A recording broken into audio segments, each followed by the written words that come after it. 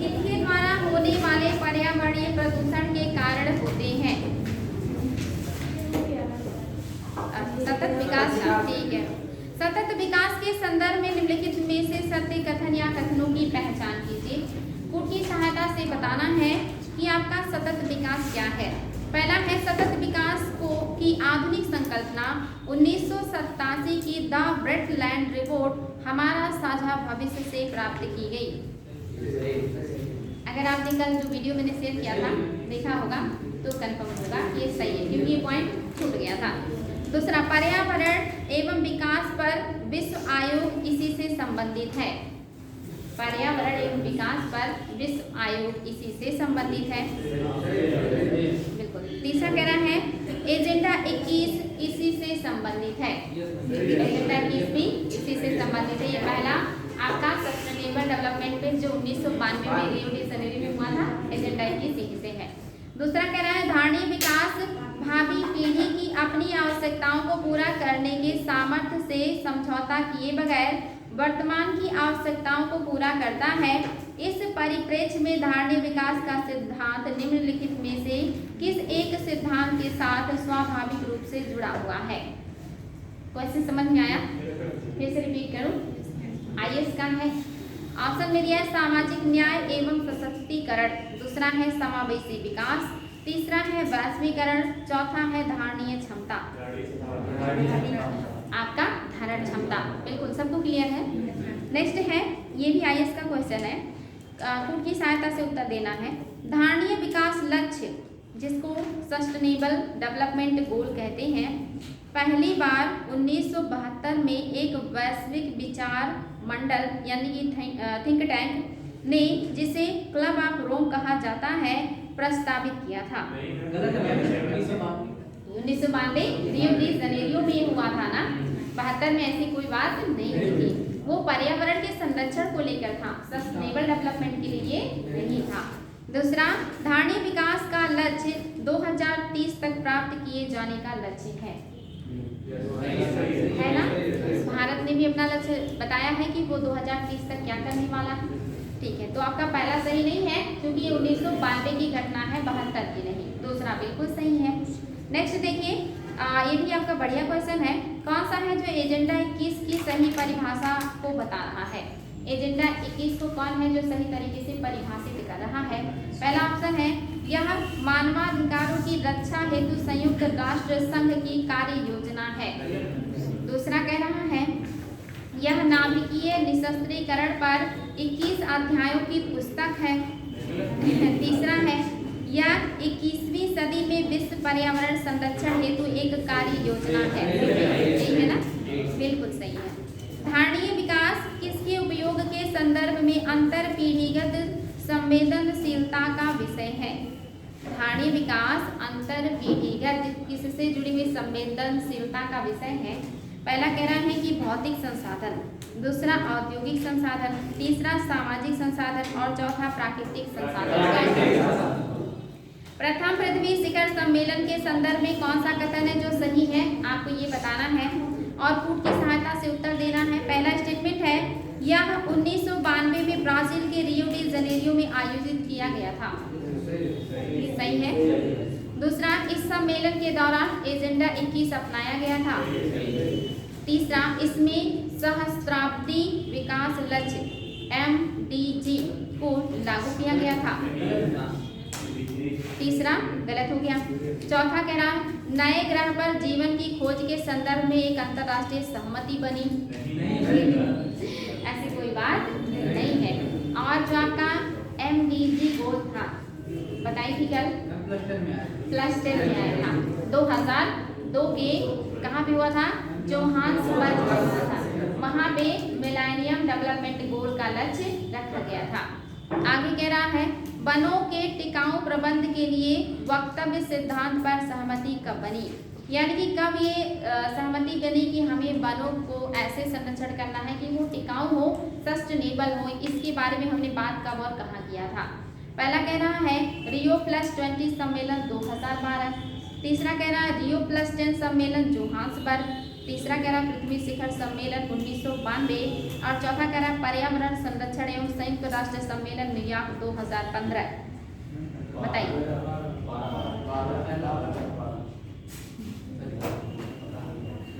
क्या होगा बताइए।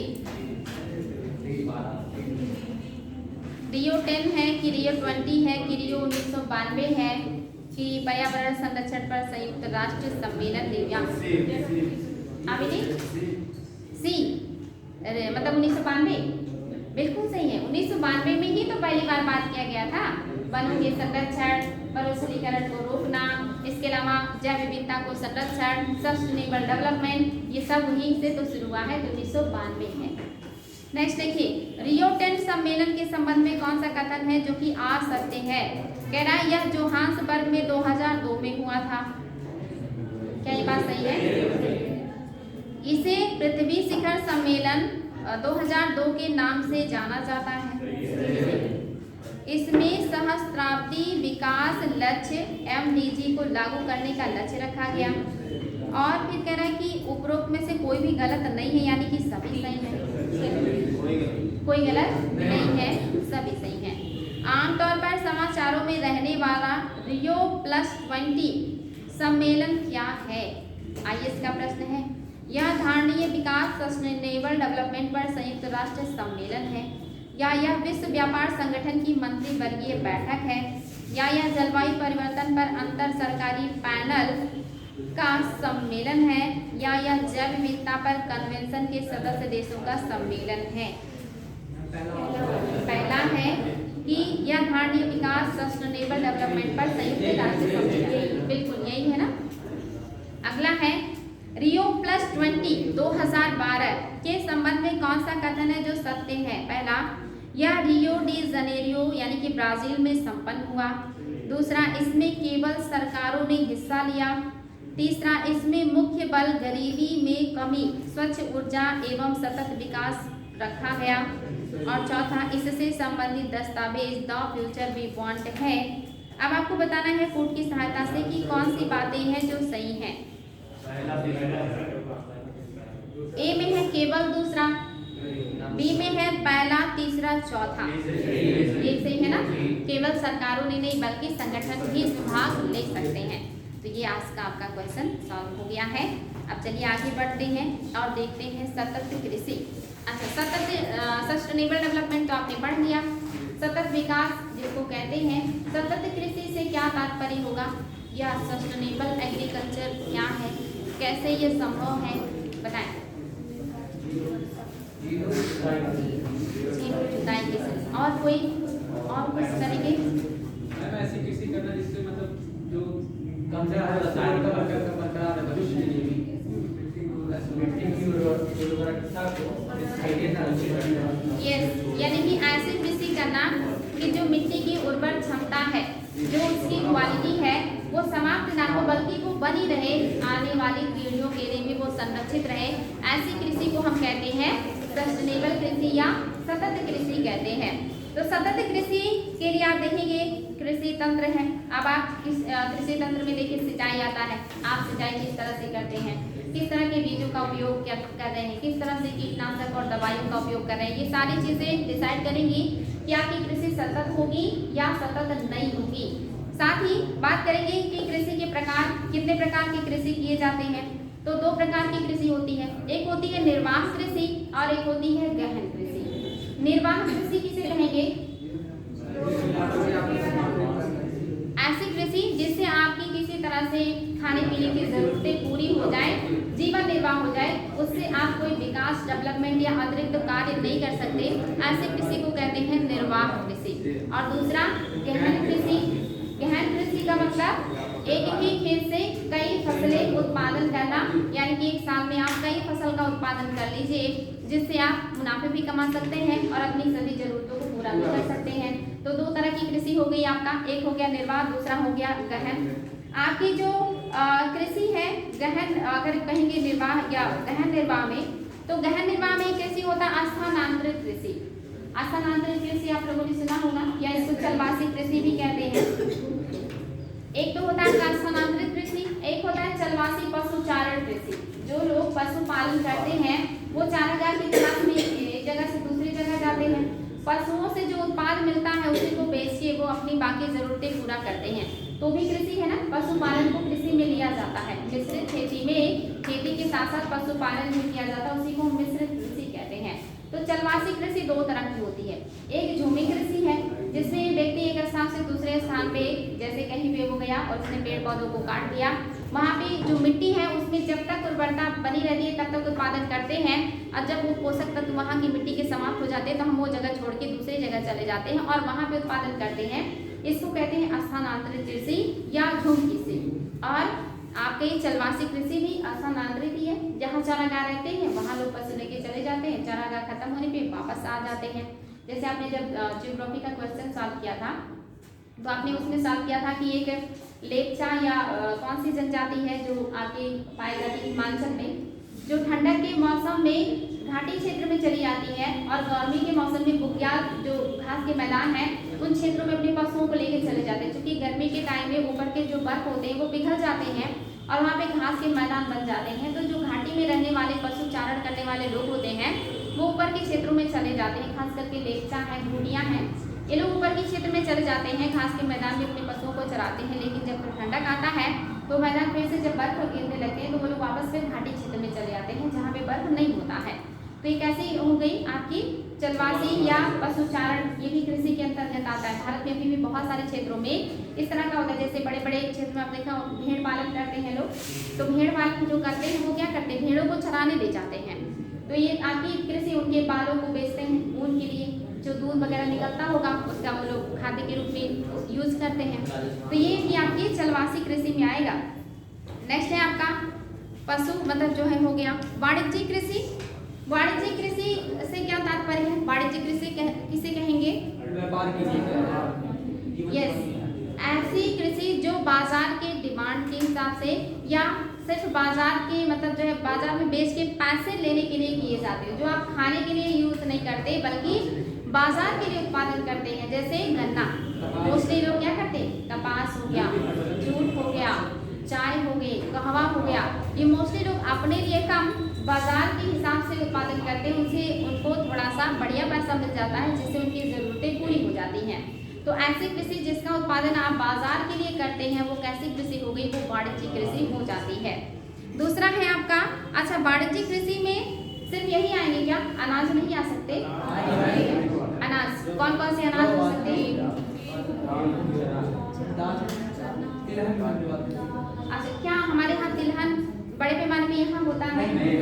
जैसे गेहूं का उत्पादन बड़े पैमाने पे हो सकता है, मक्के का उत्पादन बड़े पैमाने पे, खास करके इंडिया में तो क्योंकि 1 हेक्टेयर से कम भूमि वाले सीमांत किसान हैं तो यहाँ पे इसका उदाहरण कम देखने को मिलेगा। आपको हरियाणा में देखने को मिलेगा जहाँ बड़े बड़े प्लांट्स लोग गेहूँ लगा देते हैं, सरसों लगा देते हैं और इसको काट के मंडी में सीधे बेच देते हैं। लेकिन अमेरिका जैसे देशों में या शीतोष्ण घास के जो मैदान वाला इलाका होता है, प्रेरीज वगैरह, यहाँ पे देखिए मक्का गेहूं के कई 100 हेक्टेयर जमीनों में व्यक्ति अपना गेहूं और मक्का लगा देता है और उसको काट करके सीधे बेच देते हैं और उससे पैसा कमाते हैं, क्योंकि कई 100 हेक्टेयर जमीन का अनाज कोई खाएगा तो नहीं और कहाँ स्टोर करेगा। तो निश्चित ही वो मशीनें लगा करके काट दिए जाते हैं और अनाज को ज़्यादा बेच दिया जाता है। तो कुछ आपके अनाज भी हैं जो नकदी या वाणिज्यिक कृषि में आते हैं, जब आप बहुत ज़्यादा आपके पास लैंड हो और आप उसका उत्पादन करके सीधे मशीन लगा के काटा और सीधे मंडी में बेच दिया तो भी किस में आ जाएगा, खाद्यान्न वाणिज्यिक कृषि हो जाएगा। मिश्रित कृषि से क्या समझते हैं आप लोग? मिश्रित कृषि एक खेती के साथ कई फसलों को पशुपालन, क्या ये मिश्रित है?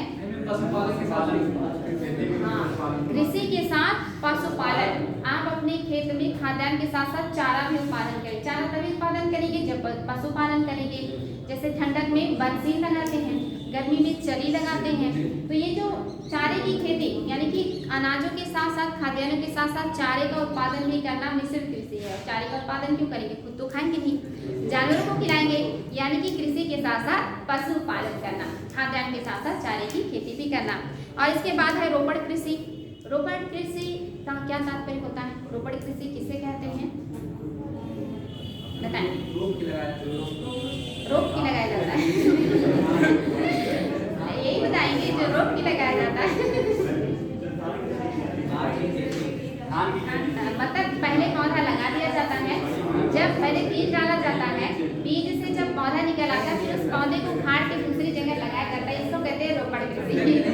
वही तरीके मैं जान रही थी कि आप लोग सही बता रहे हैं, लेकिन उसको अगर आप सही शब्दों में नहीं व्यक्त करेंगे तो सामने वाला, मैं तो समझ गई क्योंकि आप लोग की फीलिंग्स में समझ जाती हूँ कि आप लोग क्या कहना चाह रहे हैं, लेकिन सामने वाला कैसे, अब एक रोकना ही भी होता है गाँव में, हाँ तो ठीक ना, तो गाँव वाले शब्द दूसरी निकल जाएंगे।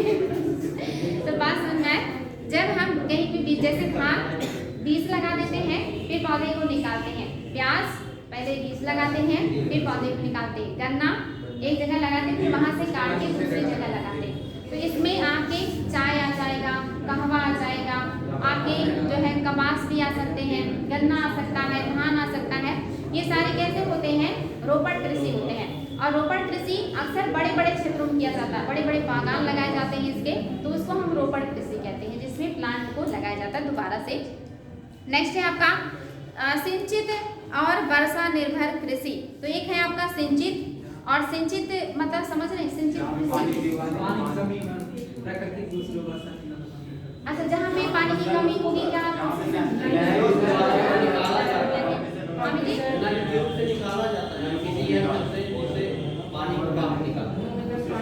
हाँ ओके, कृत्रिम सिंचाई यानी कि ऐसी कृषि जहाँ पे आपका सिर्फ वर्षा से काम ना चले, जरूरत पड़ने पे आपको कृत्रिम संसाधनों का उपयोग करके भी उसकी सिंचाई करनी पड़े, तो ऐसी कृषि कैसी कहलाती है, सिंचित कृषि कहलाती है। बिल्कुल सही है। अच्छा नेक्स्ट बताएंगे, अच्छा वर्षा पर निर्भर जो कृषि होती है दो तरह की होती है, एक आपका शुष्क होता है और एक आपका आर्द्र होता है। क्योंकि आपको पता है इंडिया वर्षा की मात्रा हर जगह बराबर नहीं है, कहीं आपको जान के आश्चर्य होगा, आपका जो मासिनराम है यहाँ पे एक शहर है, वहाँ पे जितना एक दिन में वर्षा होता है उतना राजस्थान के जैसलमेर में 10 साल में वर्षा होती है। सोचिए कितना अंतर है, जैसलमेर में जितना 10 साल में वर्षा होती है उतना मासिनराम के एक शहर में एक दिन में वर्षा होती है। इतना अंतर है, एक व्यक्ति जितना बचपन से लेकर यंग होने तक जितना बारिश देखेगा उतना मासिनराम के उस शहर का व्यक्ति एक दिन में देख लेगा। इतना अंतर है। आपके देश में बारिश का रेशियो कहीं इतना ज्यादा और कहीं इतना कम है, तो जहाँ पे कम वर्षा है वहाँ पे शुष्क वर्षा वाली कृषि होगी, यानी कि कम वर्षा से उत्पादन। जैसे राजस्थान में देख लीजिए बहुत कम वर्षा होती है, लेकिन वहाँ भी सबसे ज्यादा तिलहनी फसलें उगाई जाती हैं, तो वहाँ पे कम वर्षा में सरसों वगैरह आसानी से हो जाता है। कुछ आपके क्षेत्र ऐसे जैसे पूर्वोत्तर की पहाड़ियाँ, वहाँ बहुत ज्यादा वर्षा होती है, वहाँ पर्वतों की ढाल पे चाय, कहवा ऐसे चीजें, नीचे के क्षेत्र में रबर भी आपका रोपण कृषि है, कहवा चाय सब रोपण कृषि है। ये सारे ज्यादा पानी वाले इलाके में उत्पादन किए जाते हैं, ठीक ना, तो ये चीज भी याद रखेंगे। साथ ही आप देखेंगे कृषि के अन्य प्रकार। अच्छा विशिष्ट कृषि किसे कहेंगे, विशिष्ट कृषि एक नया शब्द, किसी एक फसल पे विशेष रूप से हाँ बिल्कुल, यानी कि जब आपके टोटल इनकम का 50% से ज्यादा किसी एक फसल के उत्पादन से आपको प्राप्त होता है, कोई एक फसल आपके टोटल इनकम का 50% से ज्यादा आपको देता हो, तो कैसी हो गई, विशिष्ट कृषि हो गई। यानी कि आपने किसी एक फसल पे ज्यादा फोकस किया और उससे आपको आपके टोटल इनकम का 50% से ज्यादा अर्न हुआ, तो ऐसी कृषि कैसी कहलाएगी, विशिष्ट कृषि कहलाएगी। इसको याद रखिएगा। हाँ व्यापारिक फसलें आप उसमें ले सकते हैं। अब आपके जैसे आपके मैदानी बेल्ट में गन्ना है तो कहीं पे चाय है, कहीं कहवा है, कहीं रबर है। नेक्स्ट कह रहा है बहुप्रकारीय कृषि। बहुप्रकारीय कृषि का क्या मतलब है, बहुप्रकारीय कृषि यानी कि सब कृषि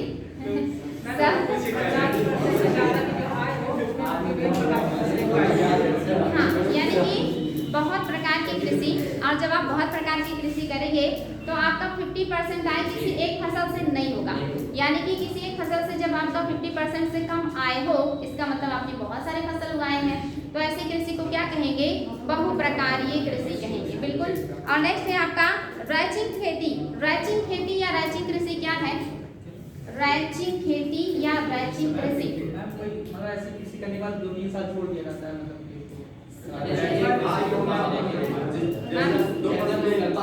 जंगल वाला है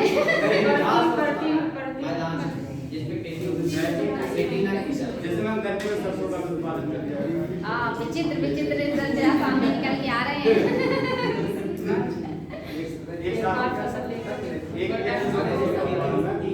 मतलब जितने आपको सा दिमाग लगा लीजिए। रैंचिंग कृषि में कृषि नहीं होती। ऐसी कृषि जिसमें सिर्फ पशुपालन होता है। कृषि जिसमें सिर्फ पशुपालन किया जाता है और पशुपालन से ही आपके जीविकोपार्जन होता है।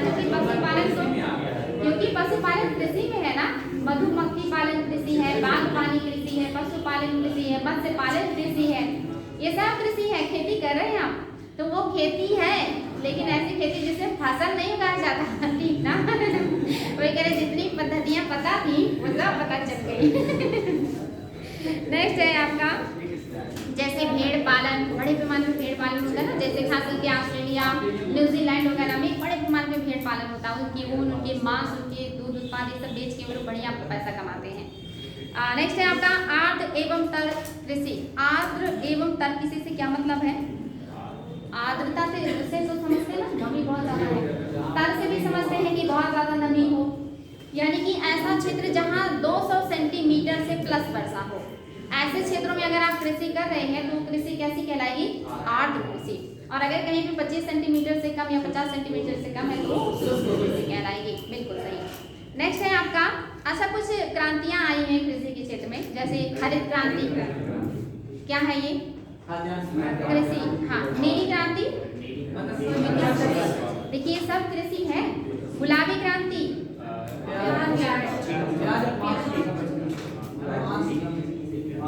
वो लाल क्रांति तो नहीं, ये झींगा मछली का उत्पादन है। जो आपका गुलाबी क्रांति है, झींगा मछली का उत्पादन, ये भी देखिए कृषि है। श्वेत क्रांति, ये भी कृषि है। रजत क्रांति, ये भी कृषि है। सुनहरी क्रांति, हाँ, बागवानी।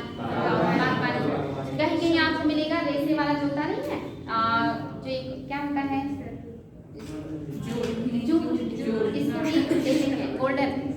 धूसर क्रांति, उर्वरक के क्षेत्र में। इंद्रधनुषीय क्रांति, सारे कृषि के क्षेत्र को मिला के इंद्रधनुषीय क्रांति कह दिया गया है। अच्छा नेक्स्ट बताएंगे, संरक्षण जुताई कृषि क्या होता है? संरक्षण जुताई कृषि। संरक्षण जुताई कृषि, ऐसी कृषि जो जिसका मतलब संरक्षण जुताई कृषि।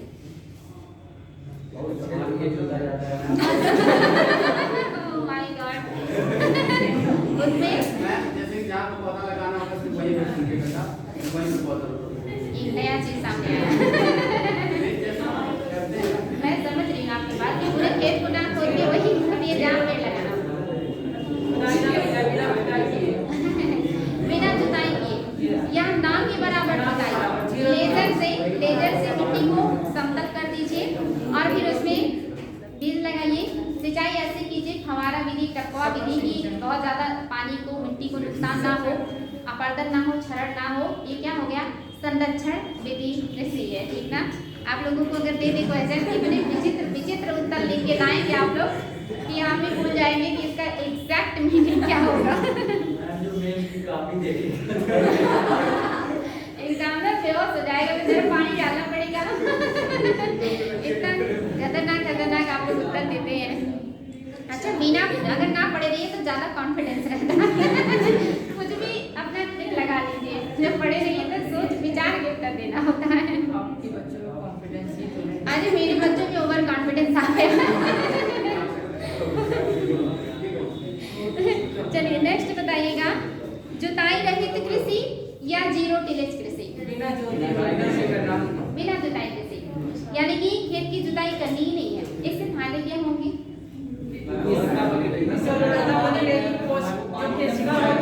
केशिका के द्वारा पानी नीचे नहीं जाएगा, सर्जन नहीं होगा, बालें पीते रहेंगी, लाभदायक और खासे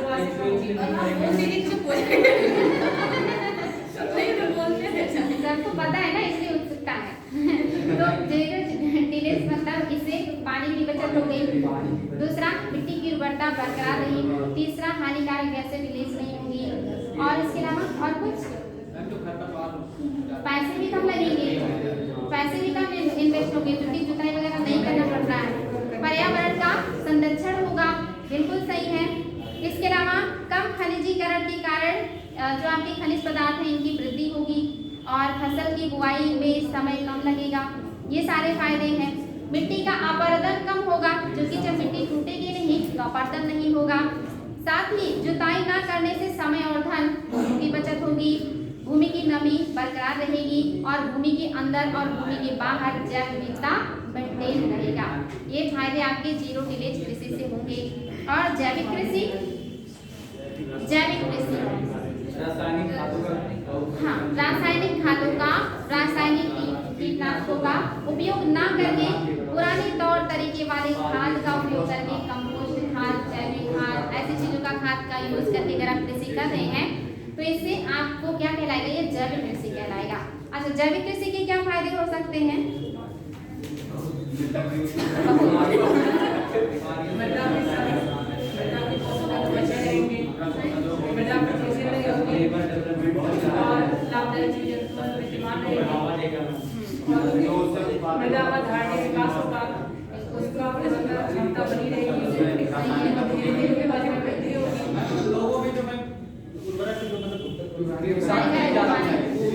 मिट्टी में नहीं जाएगा, पानी में नहीं जाएगा, हवा में नहीं जाएगा, आपके स्वास्थ्य में भी नेगेटिव प्रभाव नहीं आएगा। किसानों को इससे क्या फायदा होगा? इनका जो रासायनिक खादों पर निर्भरता है, परेशान रहते, इतना महंगा मिलता है, कम होगा। फसलों की उत्पादकता बढ़ेगी और उसकी गुणवत्ता भी बढ़ेगी। बिल्कुल सही है। गवर्नमेंट अपनाती क्यों नहीं? देखिए, जितनी अच्छी चीजें हैं ना, उसको शुरू करने के लिए डेडिकेशन, इच्छा शक्ति और समर्पण होनी चाहिए। अच्छी चीजें शुरू करने के लिए जब तक हम उसके प्रति डेडिकेट नहीं होंगे, थोड़ा पेशेंस नहीं रखेंगे, और जैसे आप किसी को चाहते वो बिगड़ गया है, उसको सुधारना तो एक दिन में तो सुधरेगा नहीं। अब उसको टाइम देना पड़ेगा, समझाना पड़ेगा, समय समय पर नजर भी रखनी होगी। अब इतना झमेला कौन लेने जाए? बिगड़ा और बिगड़ जाए वही वाला सिस्टम है। स्थिति खराब है और खराब हो जाए, 5 साल बाद पता नहीं मैं रहूंगा कि नहीं रहूंगा, यानी कि कोई रिस्पॉन्सिबिलिटी नहीं है ना। यानी कि जैसे आपके अपने बच्चे हैं तो आप हर संभव कोशिश करेंगे कि वो सुधर जाए, लाइफ में आ जाए, लेकिन पड़ोसी क्यों दुखी होंगे उनसे उनको क्या दिक्कत? वैसे ही आपकी सरकार पड़ोसी हैं, उन्हें क्या मतलब है 5 साल में काम करके पैसा लूट के जाना है, पैसा लगा के वो मतलब अपना पेशेंस से थोड़ी दिखाएंगे। अन्यथा जब चाहे अच्छी चीज़ें शुरू कर सकते हैं, शराब बैन कर सकते हैं, तंबाकू बैन कर सकते हैं, सिगरेट बैन कर सकते हैं, पॉलीथीन बैन कर सकते हैं। वो जो ऐसी बकवास की चीज़ें हैं इनको तो एक दिन में बंद कर सकते हैं, और नहीं करते। वही चीज़ें ना मिले तो आप बस ये सोचिए क्यों नहीं करती, बस ये समझ लीजिए कि उनको जरूरत नहीं कर रही। बिल्कुल, अगर आप लोग स्वस्थ हो जाएंगे, अच्छे हो जाएंगे, अगर आपको अच्छा एजुकेशन सरकार दिला देगी तो आप बात नहीं करेंगे, उनसे पूछेंगे नहीं, अपने अधिकारों, अपने राइट की बात नहीं करेंगे। अंग्रेजों ने सबको शिक्षा क्यों नहीं दिया? अगर सबको पढ़ा देते तो दूसरे दिन धरना देने पहुंच जाते लोग। अब सरकार आप लोगों को अच्छी शिक्षा दे देगी तो जवाबदेही नहीं बन जाएगी। जैसे आएंगे वोट लेने, आप कहेंगे हमारे लिए क्या किया। अभी क्या हमारे जाति धर्म के नाम पे हमारे रिश्तेदार हैं, वोट दे देते हैं, क्योंकि जागरूकता नहीं है, शिक्षा का अभाव है। क्यों शिक्षित करेंगे आपको? क्यों बताएंगे क्या सही है? क्यों वो धर्म और जाति की राजनीति छोड़ दें? जिस दिन ये राजनीति बंद हो जाएगी तो उनका वोट का दुकान कैसे चलेगा? वरना नेता लोग क्यों कहते हैं कि अपने धर्म अपने जाति के लोगों को वोट दीजिए? इनको किसी को अल्पसंख्यक, किसी को बहुसंख्यक, किसी को आरक्षण, किसी को विशेष सीटें देके क्यों बांट रहे समाज को? सब समाप्त करें, सबको समान इक्वल कर दें। जो पीछे हैं उनको थोड़ा सा सपोर्ट करें, जो भी देके उनको बेहतर कर सकते हैं। क्यों पैसे देते हैं? क्यों नहीं अच्छी शिक्षा दे देते? उस पैसे से तो जीवन थोड़ी चलेगा। पॉकेट मनी से जिंदगी नहीं चलती। आत्मनिर्भरता के लिए अच्छी खासी सैलरी चाहिए। सैलरी नहीं देंगे, स्कॉलरशिप दे देंगे तो अपना आपको क्या करेंगे? बैसाखी का एक सहारा दे के रखा है कि बैसाखी हम हैं आपके, बैसाखी पे रहिए, अपने पे निर्भर ना होइए।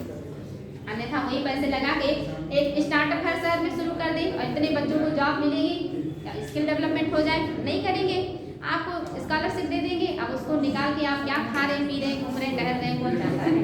मानसिक स्तर डेवलप करके अपने लिए गड्ढा थोड़ी खोदनी है। औरंगजेब ने अपने बच्चों को पढ़ाने के लिए शाहजहां को क्यों नहीं दिया था? क्योंकि पता था कि ये पढ़ाएंगे तो मेरे बच्चे भी मुझे कल को कैद कर देंगे।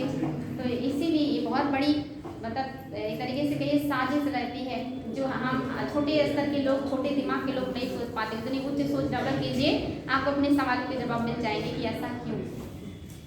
चलिए आगे बढ़ेंगे। नेक्स्ट देखिए आपका कह रहा है कि सतत कृषि समझ में आ गई। मिश्रित फसल उगाना क्या होता है? अच्छा, मिश्रित फसल में एक है पॉलीवैराइटल, एक है पॉलीवैराइटल कृषि। मिश्रित कृषि में एक है पॉलीवैराइटल कृषि। इसका क्या मतलब है? एक से अधिक प्रकार का किस्मों की, हाँ, एक ही फसल के विभिन्न प्रकार की एक ही खेत में, जैसे धान की विभिन्न प्रजातियां, कोई जो 3 महीने में भी हो जाती है, कुछ 6 महीने में भी होती है, कुछ और भी लगती होंगी।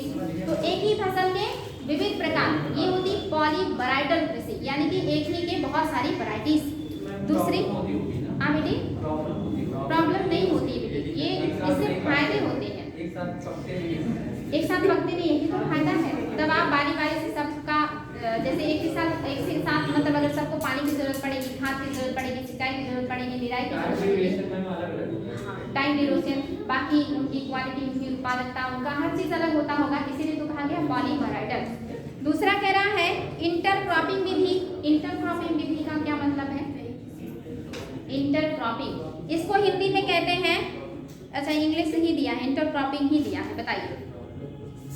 अंतरा फसलीकरण आई थिंक इसको कहते हैं हिंदी में, बताइए इंटरक्रॉपिंग विधि क्या है या फसलीकरण क्या है? नहीं पता क्या बेटी? एक साथ 2-3 फसल लगाना, एक साथ कम से कम 2 फसल या 3, और भी ऐसे एक फसल उसमें ज्यादा पानी लेने वाला होगा, ज्यादा खाद देने वाला होगा, दूसरा फसल कम पानी, कम खाद, कम उर्वरक और कम चीजों में जीता है, जैसे गेहूं के साथ सरसों, दोनों एक साथ लगभग होता है, लेकिन सरसों को पानी खाद कम चाहिए, गेहूं को ज्यादा। सरसों के साथ या गेहूं के साथ मटर देखिए उर्वरता बढ़ाता है, गेहूं को उर्वरता ज्यादा चाहिए होता है। तो ये क्या हो गया आपका अंतरा फसलीकरण हो जाता है, इसको याद रखिएगा, अंतरा फसलीकरण। इसके अलावा आप देखेंगे बहुसस्यन क्या होता है? बहुसस्यन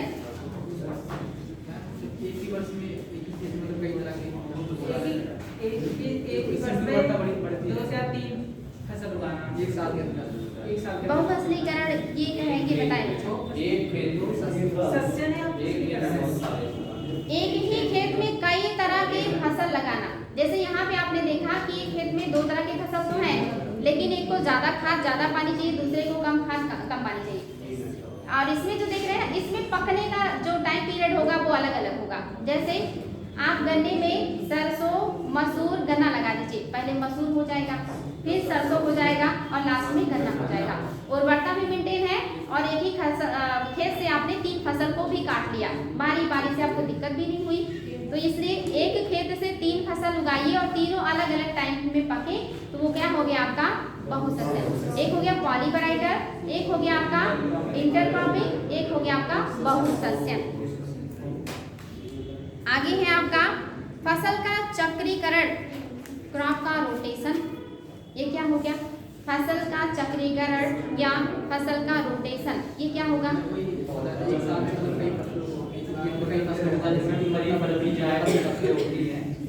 मतलब एक बार ऐसा फसल लगाना जो ज्यादा खाद ज्यादा पानी चुले, उसके बाद ऐसा फसल लगाना जो उर्वरता को मेंटेन करे। जैसे गेहूं काटने के बाद आप उसमें सरसों लगा दीजिए, या आप जो है सरसों काटने के बाद फिर ऐसा कोई फसल लगा दीजिए जो हो जाए, और उसके बाद फिर यानी कि धान के बाद आप मटर लगा सकते हैं। धान के खेत में लोग मटर लगा देते हैं ना, धान ज़्यादा पोषकता तो लेता है, लेकिन मटर कार्बन का जो है नाइट्रोजन का स्थिरीकरण के उसका उर्वरता बढ़ा देता है। या आपने गन्ना लगाया था, अब गन्ने को काटने के बाद फिर से गन्ना ना लगा के आप फिर से उसमें मटर या सरसों लगा दीजिए ताकि उसकी उर्वरता बढ़ जाए।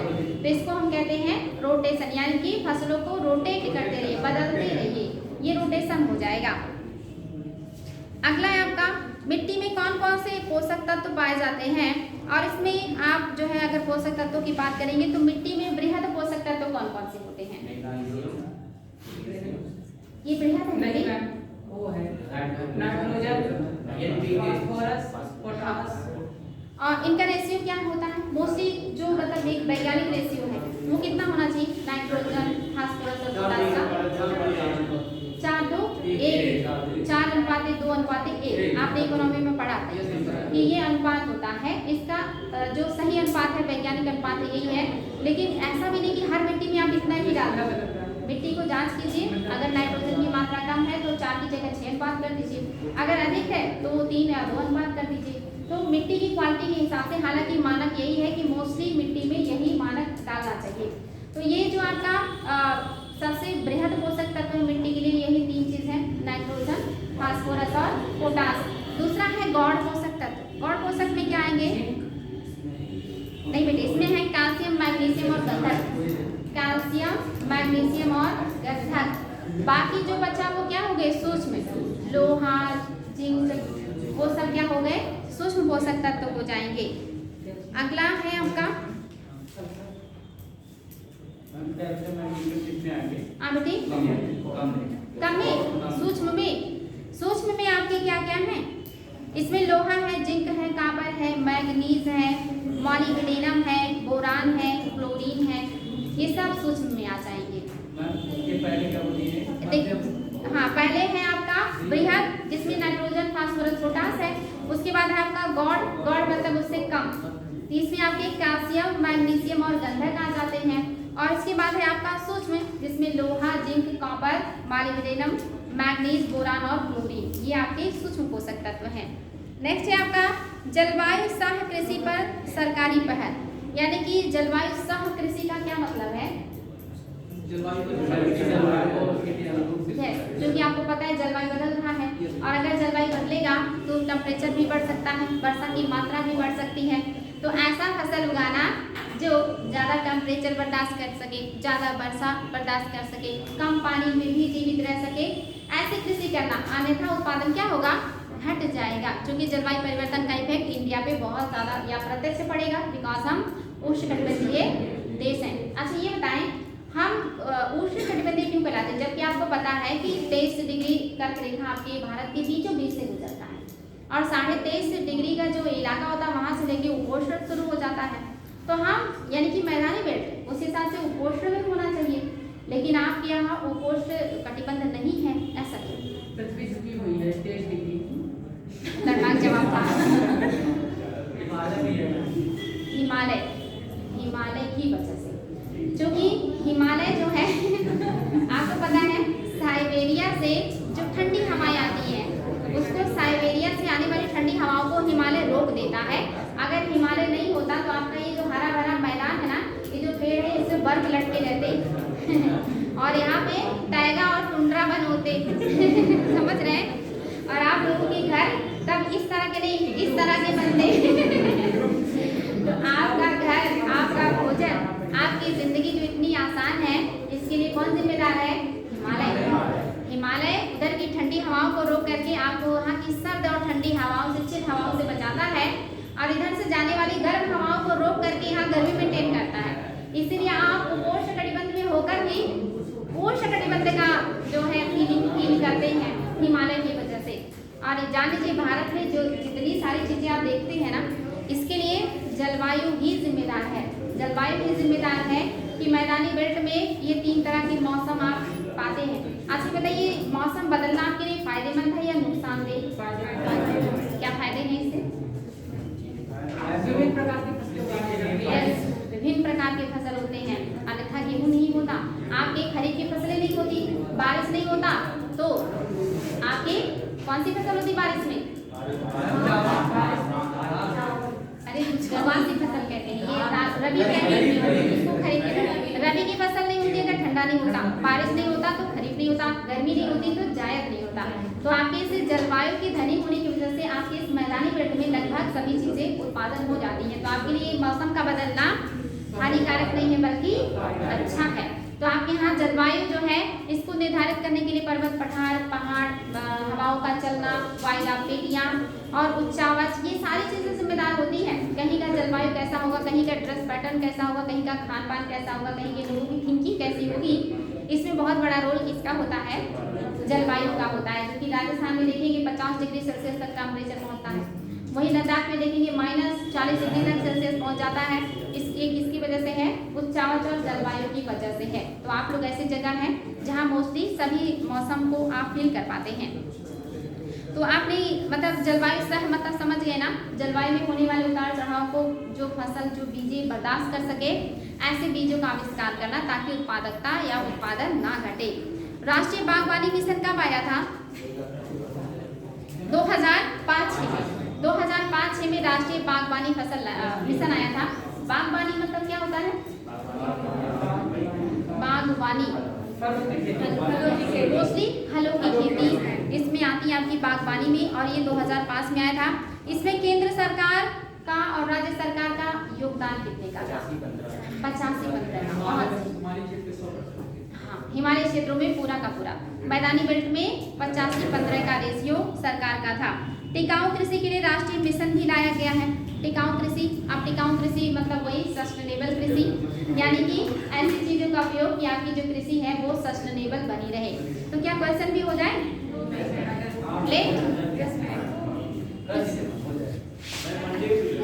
मंडे को भी हो जाएगा, ठीक है, मंडे को कर लेते हैं, तब तक आप लोग थोड़ा भूल जाएंगे अच्छा रहेगा। कल छुट्टी है ना?